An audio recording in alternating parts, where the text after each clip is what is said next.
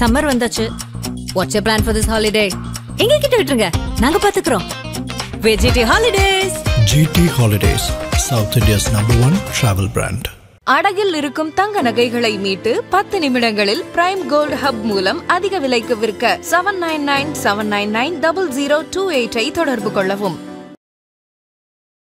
ஆதா நியூஸ் நேயர்களுக்கு வணக்கம். நான் கவி பாரதி. 41 ஆண்டுகளுக்கு பிறகு இந்தியர் ஒருவர் விண்வெளிக்கு சென்று சாதனை படைத்திருக்கிறார். இந்த சாதனையை ஒவ்வொரு இந்தியருமே நினைத்து பெருமைப்பட்டு கொண்டே இருக்கிறோம்.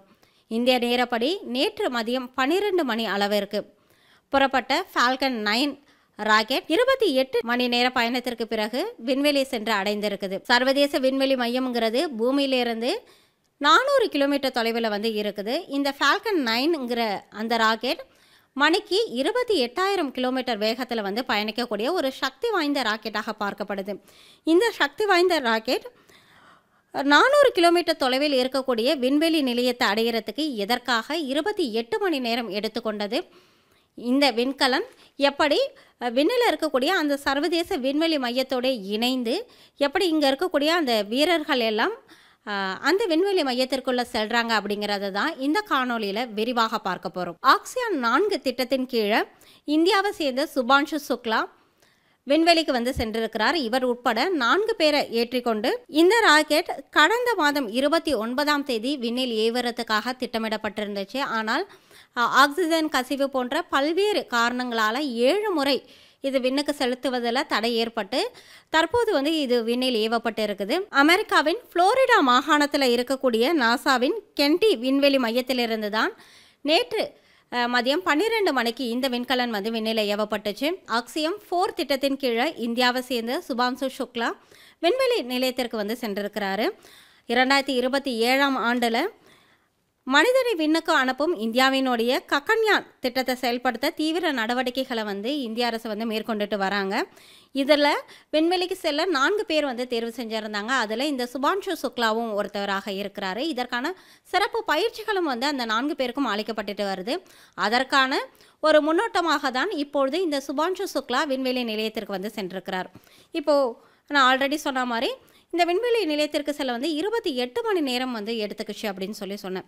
இப்போ பூமியிலன்னு எடுத்துக்கிட்டோம் அப்படின்னா ஒரு 40 கிலோமீட்டரை கடக்கிறதுக்கு ஒரு கார்லேயோ ஒரு பைக்லேயோ அப்படி போனோம் அப்படின்னா ஒரு மணி நேரத்திற்கு 10 கிலோமீட்டர் வேகத்தில் நம்ம சென்றோம் அப்படின்னா 4 மணி நேரத்தில் இந்த 40 கிலோமீட்டரை கடந்துடலாம். ஆனால் விண்வெளியில் அப்படி கடக்க முடியாது. ஏன்னா பூமியில் இந்த தொலைவுங்கிறது கான்ஸ்டண்டான ஒன்றாக இருக்கும், மாறாத ஒன்றாக இருக்கும். ஆனால் விண்வெளியில் அப்படி இருக்காது. அந்த தொலைவுங்கிறது மாறக்கூடிய ஒன்றாக இருக்கும்.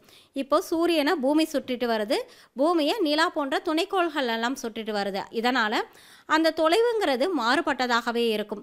இப்போது விண்வெளியில் இருக்கக்கூடிய இந்த சர்வதேச விண்வெளி நிலையமும் பூமியோடைய வேகத்திற்கு ஈடு கொடுத்து கிட்டத்தட்ட 28,000 கிலோமீட்டர் வேகத்தில் சுற்றிட்டு இருக்கு. அது தன்னைத்தானே சுற்றிட்டு பூமியும் சுற்றி வந்துக்கிட்டு இருக்குது. அப்படி இந்த சர்வதேச விண்வெளி நிலையம்ங்கிறது சுற்றதை நிறுத்திடுச்சு அப்படின்னா, ஏன்னா இந்த சர்வதேச விண்வெளி நிலையம்ங்கிறது பூமியோட லோயர் ஆர்பிட்டில் தான் சுற்றிட்டு இருக்குது. அப்படி சுற்றதை நிறுத்தும் பட்சத்தில் புவியீர்ப்பு விசையினால் ஈர்க்கப்பட்டு கீழே விழுந்து நொறுங்கக்கூடிய அபாயம் இருக்குது. அதனால் இது மணிக்கு 28,000 கிலோமீட்டர் வேகத்தில் பூமியை சுற்றிக்கிட்டு இருக்குது. இப்போது இந்த பூமியிலேருந்து செலுத்தக்கூடிய இந்த ஃபால்கன் 9 ராக்கெட்டை எடுத்துக்கிட்டோன்னா இது 2 பாகங்களாக இருக்கும். முதல் பாகம்ங்கிறது பூஸ்டர்னு சொல்லுவாங்க. இதில் அதிக அளவு எரிபொருள் இருக்கும். இரண்டாவது பாகத்தில் தான் இந்த விண்கலன் இணைக்கப்பட்டிருக்கும். இந்த முதல் பாகம்ங்கிறது எஸ்கேப்பிங் வெலாசிட்டிக்காக ரொம்பவே ஹெல்ப் பண்ணும். எஸ்கேப்பிங் வெலாசிட்டினா என்ன அப்படின்னா, இந்த பூமியில் இருக்கக்கூடிய அந்த புவியீர்ப்பு விசையை தாண்டி இந்த வளிமண்டலத்துக்குள்ளே செலுத்துறதுக்கு ஒரு வெலாசிட்டி வேணும். கிட்டத்தட்ட ஒரு வினாடிக்கு 11.5 கிலோமீட்டர் வேகத்தில் அந்த ராக்கெட் சென்றாதான் இந்த புவியீர்ப்பு விசைக்கு எதிர் திசையில் அவங்களால அந்த வளிமண்டலத்துக்குள்ளே நுழைய முடியும். அப்படி நுழையும் போது இதற்கான பாதைங்கிறது நேராக இருக்காது. இந்த பாதைங்கிறது பேரபோலா, அதாவது ஒரு கூம்பு வடிவில் தான் இருக்கும். இப்படி ஒரு ஷேப்பில் தான் இருக்கும். இந்த ஷேப்பில் அது வளிமண்டலத்துக்குள்ளே நுழையும். இந்த வளிமண்டலத்துக்குள்ள நுழையிறது தான் முதல் கட்டம் அப்படின்னு சொல்லப்படுது. இந்த முதல் கட்டத்துக்கு சில நிமிடங்களே வந்து போதும். இந்த முதல் கட்டத்தை நுழையிறதுக்கு வந்து அதிக அளவில் வந்து எரிபொருள் தேவைப்படுறதாக இருக்குது. இந்த முதல் கட்டத்துக்குள்ள நுழைந்ததற்கு அப்புறம் அந்த முதல் பாகம்ங்கிறது கழண்டு மறுபடியும் பூமிக்கே வந்து விழுகும். முதல் பாகம் செல்லும் பொழுது அதிக அளவிலான எரிசக்தி பயன்படுத்தி உந்து சக்தியின் மூலியமாக மேலே போகும். திரும்பி வரும்பொழுது அதில் இருக்கக்கூடிய என்ஜினுங்கிறத ஆப்ரேட் ஆகி திரும்ப பூமிக்கே வந்து அடைஞ்சிடும். இதன் பிறகு அதை மறுபடியும் ரீயூஸ் பண்ணிக்கலாம். இதன் பிறகு இந்த இரண்டாம் கட்டம் வளிமண்டலத்துக்குள்ள நுழைந்து சர்வதேச விண்வெளி நிலையத்தை வந்து சென்றடையும். இந்த இரண்டாம் கட்டத்திற்கு வந்து அதிக அளவில் வந்து எரிபொருள் தேவையில்லை. குறைந்த அளவு எரிபொருள் இருந்தாவே அது போதுமானதாக இருக்குது. இந்த இரண்டாம் கட்ட செயல்பாடு தான் ரொம்பவே கடினமான ஒன்றாக இருக்குது. இதற்கு தான் அதிக நேரம் வந்து தேவைப்படக்கூடியதாக இருக்குது. இந்த வளிமண்டலத்திற்குள்ள நுழைந்ததுமே அதனுடைய வேகம் மற்றும் திசையை வந்து மாற்றுவாங்க. இதற்கு வந்து ரொம்ப அதிக நேரம் வந்து செயல்படும். வேகம் மற்றும் திசையை மாற்றி இதனுடைய பூமியோட சுற்றுவட்ட பாதையில் வந்து சுழல வைப்பாங்க. அதன் பிறகு இதை வந்துட்டு சர்வதேச விண்வெளி நிலையத்தினுடைய சுற்றுவட்ட பாதையில் வந்து சுற்ற வைப்பாங்க. அதன் பிறகு இதை வந்து விண்வெளி நிலையத்தோடு இணைப்பாங்க. இதுதான் டாக்கிங் ப்ராசஸ் அப்படின்னு சொல்லுவாங்க. இந்த டாக்கிங் ப்ராசஸ் வந்து ரொம்பவே கஷ்டமான ஒன்றாக இருக்குது. இந்த முதல் கட்டம் நிறைவடைய சில நிமிடங்களே போகுதும். ஆனால் இந்த இரண்டாம் கட்டத்திற்கு கிட்டத்தட்ட 23லிருந்து 25 மணி நேரம் வந்து செலவாகும் அப்படின்னு சொல்லப்படுது.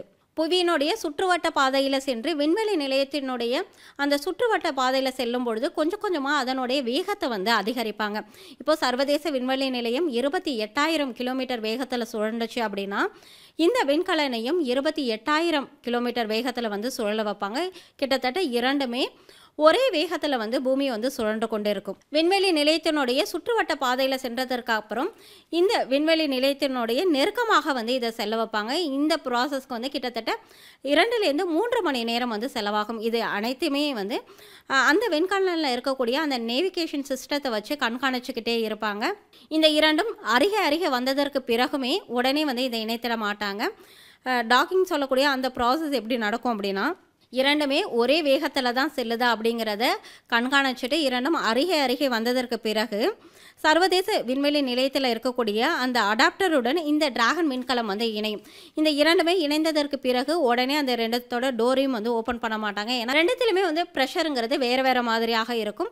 இந்த ப்ரெஷரை நம்ம சமன் செய்யாமல் டோர் ஓப்பன் பண்ணோம் அப்படின்னா இரண்டுமே வெடித்து சிதறுவதற்கு அதிக வாய்ப்புகள் இருக்குது. அதனால் இந்த டோரை ஓப்பன் பண்ணுறதுக்கு முன்னாடி இரண்டில் இருக்கக்கூடிய அந்த ப்ரெஷரை வந்து சமன் செய்வாங்க. சமன் செய்ததுக்கு அப்புறம் இதை காற்று புகாதபடி வந்து அடைப்பாங்க. அடைத்ததற்கு பிறகு தான் விண்வெளி நிலையத்திலும் இந்த விண்கலனிலும் இருக்கக்கூடிய அந்த டோர் வந்து ஓப்பன் ஆகி இங்கே இருக்கக்கூடிய அந்த விண்வெளி வீரர்கள் எல்லாம் வந்து உள்ளே செல்வாங்க. இப்படி தான் இந்திய வீரர் சுபான்ஷு சுக்லா விண்வெளிக்கு சென்று அடைஞ்சிருக்கிறாரு. கிட்டத்தட்ட 41 ஆண்டுகளுக்கு பிறகு வந்து இவர் சென்றிருக்கிறாரு. 1984ஆம் ஆண்டு ரஷ்யாவினுடைய விண்வெளி நிலையத்திற்கு இந்தியாவை சேர்ந்த ராகேஷ் சர்மா வந்து போயிருந்தாங்க. அதன் பிறகு ஒரு 50 வருடங்களாக விண்வெளி நிலையத்திற்கு 27 விண்வெளி வீரர்கள் வந்து சென்று வந்துட்டுருக்காங்க. ஆனால் அதில் ஒருத்தவங்க கூட இந்தியர்கள் இல்லை. 41 ஆண்டுகளுக்கு பிறகு சுபான்ஷு சுக்லா தான் வந்து சென்றிருக்கிறாரு. இந்த சுபான்ஷு சுக்லா விண்வெளியில் வந்து 7 விதமான ஆராய்ச்சிகளை வந்து பண்ண போகிறாங்க அப்படின்னு சொல்லி நாசாவினுடைய தலைவர் வந்து அறிவிச்சிருக்கிறாங்க. இதில் வந்து பயிர் விளைவித்தலும் ஒரு ஆய்வாக இருக்கும் அப்படின்னும் கூறப்படுது. பல தடைகளை கடந்து 7 தடங்களுக்கு பிறகு வந்து இந்த விண்கலன் வந்து விண்ணில் சென்று அடைந்திருக்குது. இவர்கள் வெற்றிகரமாக தங்களுடைய ஆய்வுகளை நிறைவு செஞ்சுட்டு பூமிக்கு திரும்பணும் அப்படின்னு ஒவ்வொருவருமே வேண்டிக் கொண்டு இருக்கிறாங்க. இந்தியா ககன்யான் திட்டத்தின் மூலம் 2027ஆம் ஆண்டிற்குள் திட்டமிட்டபடி விண்வெளியில் மனிதர்களை அனுப்புவாங்களா அப்படிங்கிறத பொறுத்திருந்து பார்க்கலாம்.